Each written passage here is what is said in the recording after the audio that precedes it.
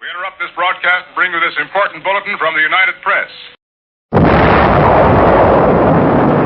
Japanese have attacked Pearl Harbor, Hawaii by air, President Roosevelt has just announced. The attack also was made on all naval and military activities on the principal island of Oahu.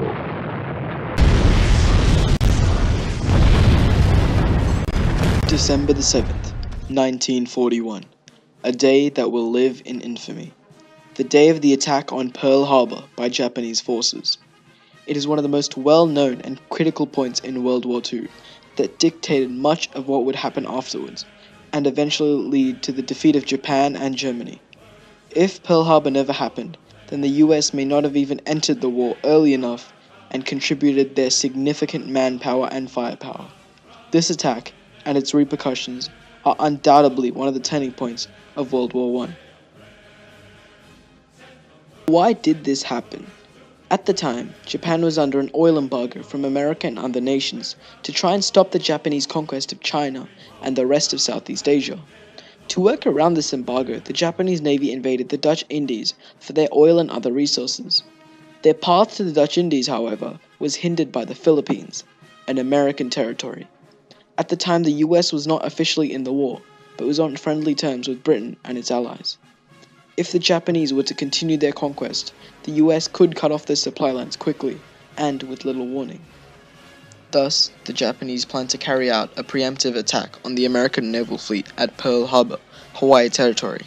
The Japanese targeted Pearl Harbor because of the new ships that were being kept there by the Americans to pressure the Japanese supply lines. The goal of the attack was to immobilize the American fleet for 6 months, allow time for their own fleet to increase in size, reduce America's Pacific influence, and deal a blow to their morale. The Japanese knew that they could not win a long war against Americans, who had more budget and power at the time, so the Japanese wanted a quick victory. So, on the 7th December 1941, the Japanese sent 350 to 450 Japanese aircrafts in 2 waves to damage and destroy the American fleet. All of the 8 US battleships were damaged, and 4 were sunk. 3 cruisers, 3 destroyers, and 1 anti-aircraft training ship were also damaged, with 188 aircrafts being destroyed. The attack killed 2,403 Americans and injured 1,178. The Japanese lost 29 aircrafts, 5 midget submarines, and 64 servicemen. The first wave of aircrafts descended on Pearl Harbor before 8 a.m., and the second wave came near 8:54. At 8:10, the USS Arizona, a battleship, exploded after the impact of one 1,800-pound bomb, resulting in the death of over 1,000 men who were trapped inside. Half of all the total casualties came from this ship alone. The USS Utah and the USS Arizona were the only battleships to not be salvaged and repaired. The other battleships sustained heavy damage, but it did not cripple the Pacific Fleet. The aircraft carriers were not in port on that day, and the effectiveness of the attack was reduced. The attack was successful at its goal of dealing a blow to the naval fleet, albeit not a major one, but it failed on its other missions. The most important naval vessels were not battleships anymore, they were aircraft carriers. The American aircraft carriers were not present on the day of the attack, which meant that the priority targets sustained no damage. The repair shops, oil storage depots, submarine docks, and shipyards were not targeted, and the US fleet repaired itself relatively quickly. Only 2 of the battleships that were sunk on the day did not save later in the war. The rest were salvaged and repaired.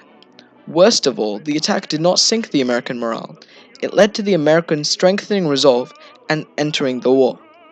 Because the Japanese attacked during peace negotiations, they invoked a sense of evil and wrongdoing from the general American public. Before the attack on Pearl Harbor, the American public were not at a consensus on what they should do in the war. Politicians could not get enough public backing for serious war efforts. The attack helped to swing public opinion, which caused political action, resulting in America officially joining the war in the Atlantic. After Roosevelt's famous speech, both the Senate and the House of Representatives were united in the support of the war, with only 1 person in the House voting against it. The public opinion swayed massively. America first responded to the attack by declaring war on Japan, and on the 11th December, Germany declared war on America. This is because the Germans had assured Japan that they would declare war on America after Japan's attack. This caused America to officially join the World War. America had been sending supplies and escorting British ships even before the declaration, to prepare for an inevitable war.